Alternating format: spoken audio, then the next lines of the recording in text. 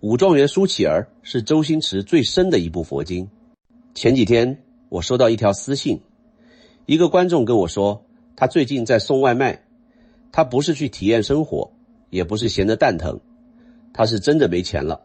他家里的条件不差，算是个小富二代，前半生用他自己的话说，不像个人，不是纨绔子弟，而是身份认同太重，总觉得自己是个什么角色，什么人物。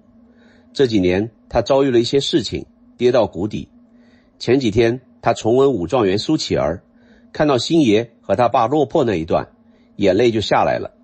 他说他去送外卖不只是为了钱，更是为了破除思维上的角色认同。我真以为自己是个什么角色身份啊。 Hello， 大家好，我是王立杰。这条私信我反复读了好几遍，我被触动的不是他的处境，而是他自己提出的那个解读。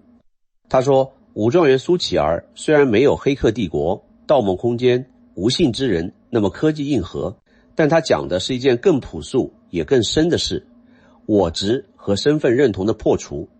这个观察太精准了，精准到我必须把它做成一期内容。今天我就顺着他的思路往下走，跟你们讲讲周星驰把一部什么样的东西包装成了喜剧，让我们看了30年都没看懂。我想说的是，武状元苏乞儿其实是一部佛经，它讲的是佛法里最难也最核心的那个概念，破我执。你们先别急着反驳，大多数人记得的武状元苏乞儿是这样一条线：富家少爷苏灿不学无术，去考武状元，结果被陷害成了乞丐，受尽屈辱，最后练成降龙18掌，当上丐帮帮主。皇帝亲自来求他出山，他潇洒地说这是民意，转身离开。这是一个标准的屌丝逆袭爽文故事，听起来这个理解没毛病，但问题在哪儿？问题在于，如果这真的是一个屌丝逆袭故事，结尾苏灿应该回去当官，应该找皇帝要回他失去的一切，应该重建家族荣光。可周星驰偏偏没有让他这么做，他让苏灿留在了乞丐里。皇帝来了他不走，荣华富贵摆在面前他不要，这就奇怪了。如果整部电影的内核是逆袭，那这个结尾根本立不住。真正的内核是什么？真正的内核是苏灿在那个过程中把自己身上所有不是他的东西一层一层剥掉了。少爷的身份是不是他？不是，那是他爹给他的。武状元的身份是不是他？不是，那是他想要的一个名号。富甲一方的身份是不是他？不是，那是他生在这个家庭附带的标签。所有这些东西被剥光之后，剩下的那个东西才是他，而那个剩下来的东西恰好不需要任何身份去承载，所以皇帝再来给他一个新身份的时候，他已经不需要了。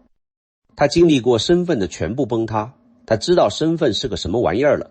这就是佛法里讲的我执。我执是什么意思？就是你以为你是什么，你以为你是一个公司的总裁，你以为你是一个名校毕业生，你以为你是一个有车有房的中产，你以为你是一个父亲，一个儿子，一个老公，这些以为加在一起构成了你每天醒来确认我还是我的那个东西。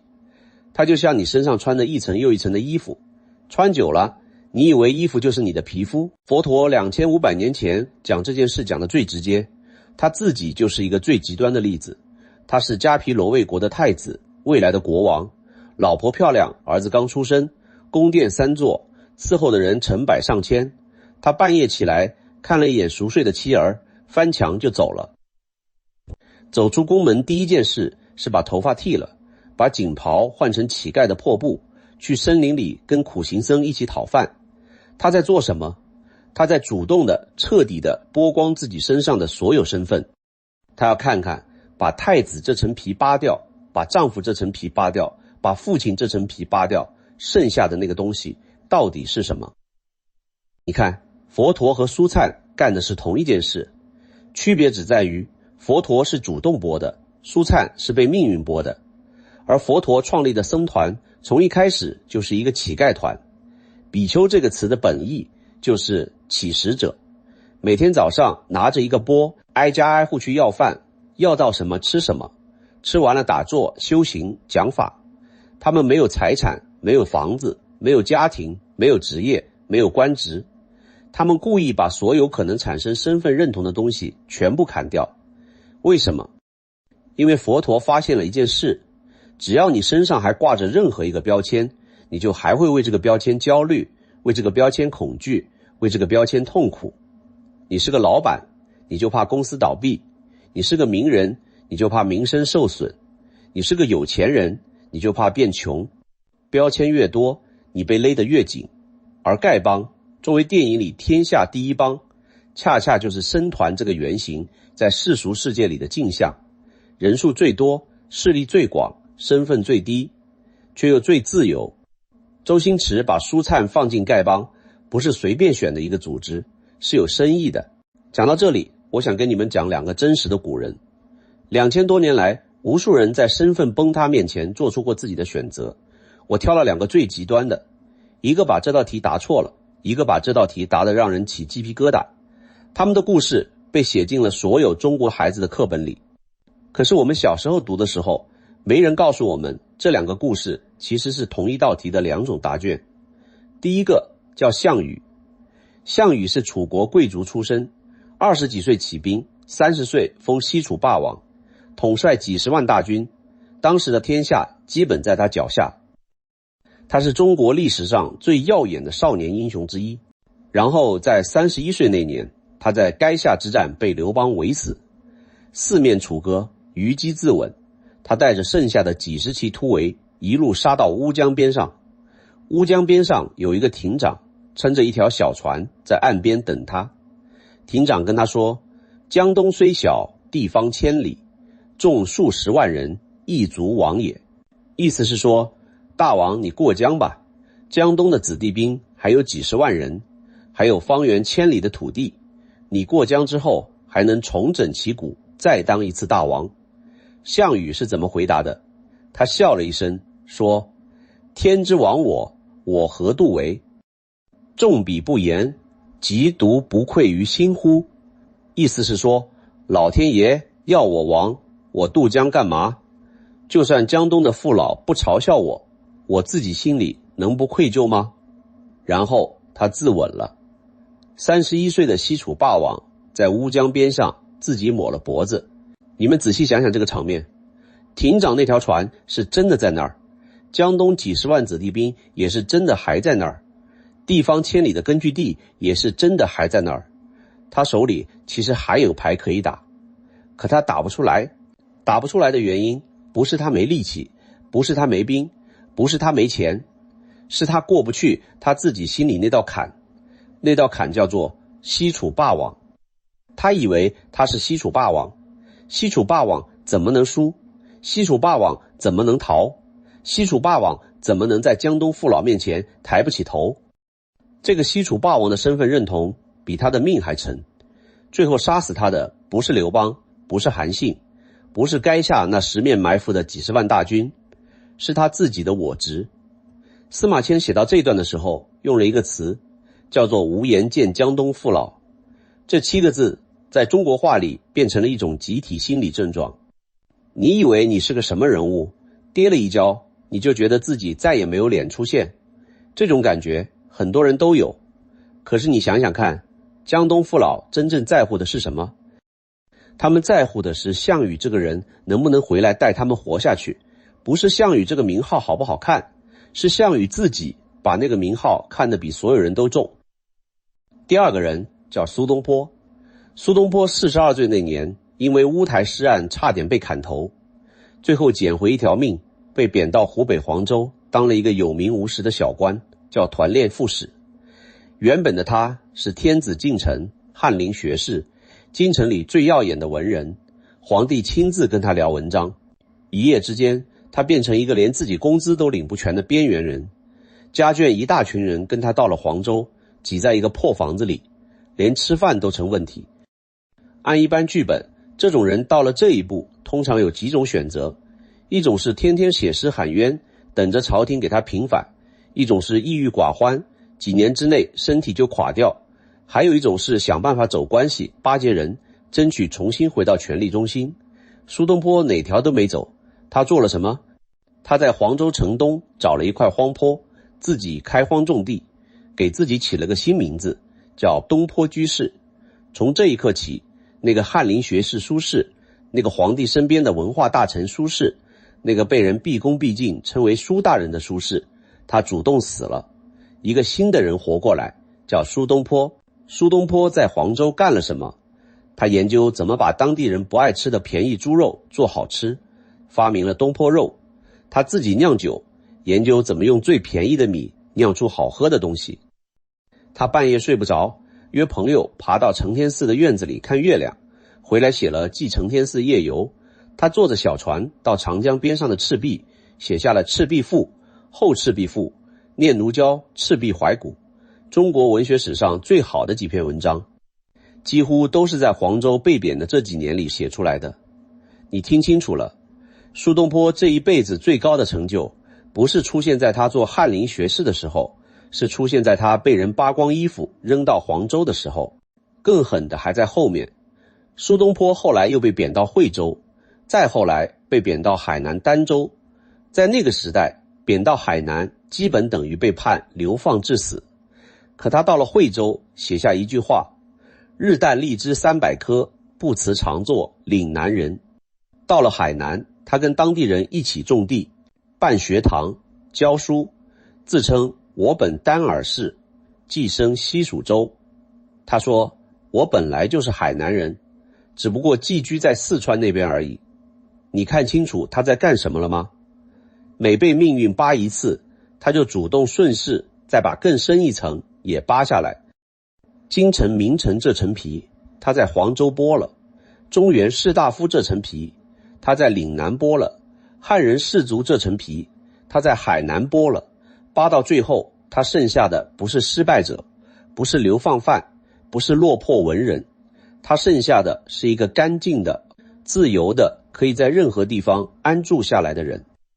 项羽和苏东坡都是被命运扒了一刀的人。项羽紧紧抓住西楚霸王那层皮不让他掉，最后死在了乌江边上。苏东坡主动接过命运那把刀，把剩下的也一层一层扒了下来，最后活成了一个谁也杀不死的人。这两个人演示了同一道题的两种答卷。这道题不是过去的题，这道题是每一个站在过山顶又跌下来的人今天还在反复回答的题。我想跟我那位送外卖的朋友说，也跟所有曾经摔过的人说，你以为的谷底和你真实的客观处境可能隔着一个巨大的鸿沟。这是一件非常残酷但也非常有解放性的事实。一个曾经站在过山顶又跌下来的人，很多时候他拥有的有形资产和无形资产，他的教育，他的人脉，他过往积累的经验，他身上被千锤百炼出来的见识，依然远远超过他身边大部分同龄人。他其实只要放下我曾经是谁，从当下这一刻开始重新布局，胜率依然很高。苏东坡就是证明。乌江边上的那条船，每个跌过的人脚底下都有一条，可是他看不见。他看不见是因为我执把他的眼睛蒙住了，他的眼睛一直盯着那个曾经的我在看，他看不见现在的我其实还握着什么牌。他天天在脑子里放一部电影，片名叫如果当初。如果当初我没做那个决定，如果当初我听的那个建议，如果当初那个人没出现，如果当初。这部电影会在他脑子里循环放3-5年甚至10几年。这3-5年里，他真正错过的不是别人给他的机会，而是他自己手里一直握着的那张好牌。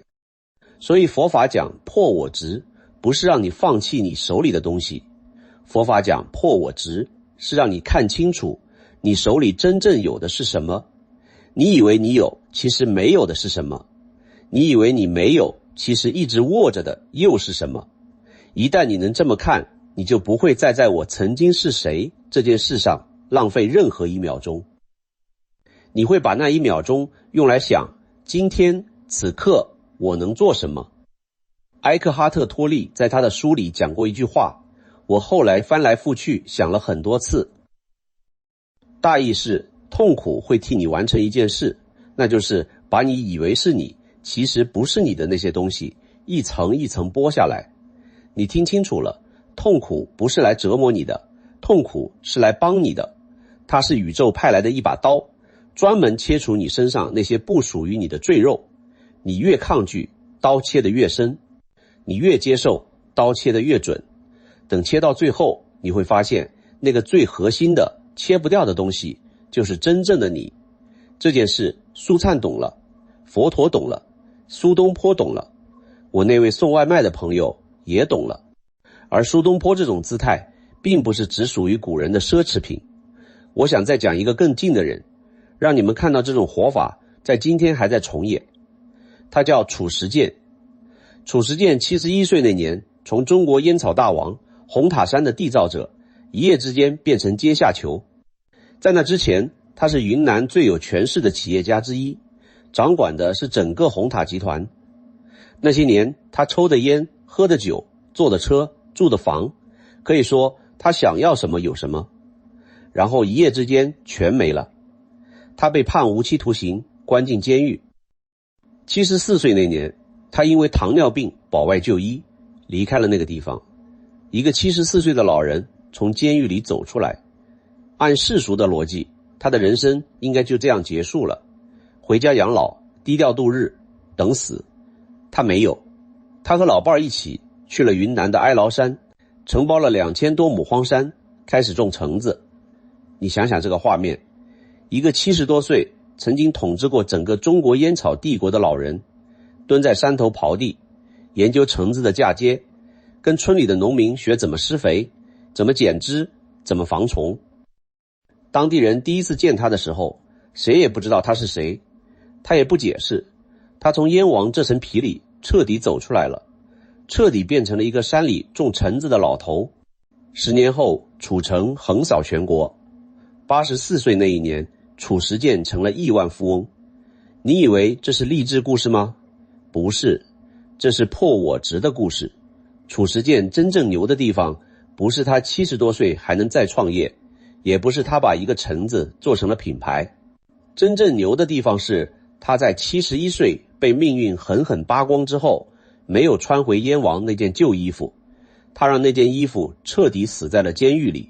走出监狱的那个老人是一个全新的人，所以他才能蹲下来，从零开始跟农民学种地。一个还挂着我曾经是谁的人，你让他70多岁去跟农民蹲在一起学嫁接，他做不到，他抹不开面子，他会觉得我堂堂燕王怎么能干这种事？这个堂堂就是他自己给自己上的枷锁。褚时健把这把锁主动打开了，他活成了今天的苏东坡。回到电影，整部武状元苏乞儿最让人起鸡皮疙瘩的一幕，不是降龙18掌，不是大战赵无极，而是苏灿和他爹在街头讨饭那一场。父子俩抢狗时被人踢，被人骂，可吴孟达演的那个老爹居然在最落魄的时候笑出来了。他对苏灿说，咱们以前过的那叫什么日子？那不叫人过的日子，现在这才叫人过的日子。这句话太狠了。周星驰借这个落魄的老父亲讲出了一个佛法的核心结论。你以为你过去过的那种人上人的生活，恰恰是最不像人的生活，因为你被身份绑架了，被欲望绑架了，被对失去的恐惧绑架了。你天天吃山珍海味，可是吃饭的时候你想的是明天的生意。你天天睡软床，可是睡觉的时候你想的是有没有人在背后算计你。这哪里是人？这是被身份穿在身上的提线木偶。而当你被命运扒光了，扒到只剩一个肉身，扒到你需要为一口饭折腰，你反而第一次感觉到，哦，我活着，我真的活着，我能感觉到饥饿，感觉到寒冷，感觉到一碗热粥下肚的温暖。这些感觉以前在你的别墅里被各种各样的我应该屏蔽掉了。这个时候你才明白，痛苦它真的不是来惩罚你的，它是来归还你的，把你借出去的那个真实的自己一点一点还给你。很多博主喜欢用《黑客帝国》、《盗梦空间》、《无性之人》来讲意识，讲觉醒，讲我们活在幻象里。这些电影确实硬核，确实科幻，确实有视觉冲击力，但是那位给我发私信的朋友说的太对了，武状元苏乞儿在某种程度上比这些片子讲得更深，因为他没有诉诸任何科技概念，没有诉诸任何高维设定，他就用一个最朴素的中国故事告诉你，一个人怎么样从以为自己是个什么，走到知道自己什么都不是，再走到自己真的什么都不是的时候，反而最自由。这是3层。第一层是普通人的层，以为自己是个什么，这是项羽的层，也是大部分人的层。你的身份，你的头衔，你的存款，你的学历，加起来就是你。第二层是被痛苦剥开之后的层，发现自己什么都不是。这是刚到黄州的苏东坡的层，也是刚出狱的褚时健的层。那些曾经的标签被命运扒掉了，你站在那儿发现，原来没有他们，我还是我。第3层是真正的觉悟，知道什么都不是，恰恰是最大的自由。这是写《赤壁赋》的苏东坡的层，也是10年后在哀牢山种橙子的褚时健的层，也是苏灿的层。你到了这里，你不再需要任何身份来证明自己，你做事是因为你想做，不是因为你需要通过做事来维持某个人设。周星驰把苏灿留在乞丐里，不是因为他没得选，是因为他真的不需要选了。我想说的是，这件事不是说每个人都要去当乞丐，都要去送外卖，都要去抛弃一切，不是这个意思。佛陀也没有要求所有人都出家。这件事的核心是，你要去检查一下，你身上现在挂着的那些标签里面，有多少是真的你，有多少是借来的。如果哪天某个标签被人撕走了，你会不会觉得自己整个人都崩了？如果会，那就说明那个标签其实已经长进你的肉里了。而真正的修行不是等到痛苦来撕，而是你自己先松一松。每天问自己一句话，如果我今天失去了某某身份，我还是我吗？如果答案是肯定的，恭喜你，那个身份是你的工具。如果答案是否定的，那你就要小心了，那个身份正在反过来吃掉你。讲到这里，我想问问你们，你们身上现在挂着的那些标签，职位、收入、学历、身份、关系，你最害怕失去哪一个？为什么？如果哪天它真的被剥掉了，你会怎么办？这些问题不需要回答给我听，是问给你自己听的。当然，如果你愿意，也欢迎在评论区说说你自己的故事，或者你对武状元苏乞儿、对周星驰这部电影有什么不一样的解读，对下一期想听什么内容都可以告诉我。我每天扫读评论区是我最享受的时刻。最后，我想留一个更大的问题给你们。苏灿的故事看起来是有一个完美结局的，他放下了少爷的身份，放下了武状元的身份，放下了荣华富贵，最后他成了丐帮帮主。可是你们想想看，丐帮帮主难道不也是一个身份吗？超脱者难道不也是一个新的角色吗？当一个人为自己贴上我已经放下了这个标签的时候，他是不是又给自己穿上了一件新衣服？佛陀在《金刚经》里说过一句话，法上应舍，何况非法，意思是连佛法本身这条船到了岸上都要扔掉，更别提其他东西。也就是说，连我在修行这个身份最后也要破掉。那真正的自由到底长什么样？我是王立杰，我们下期见。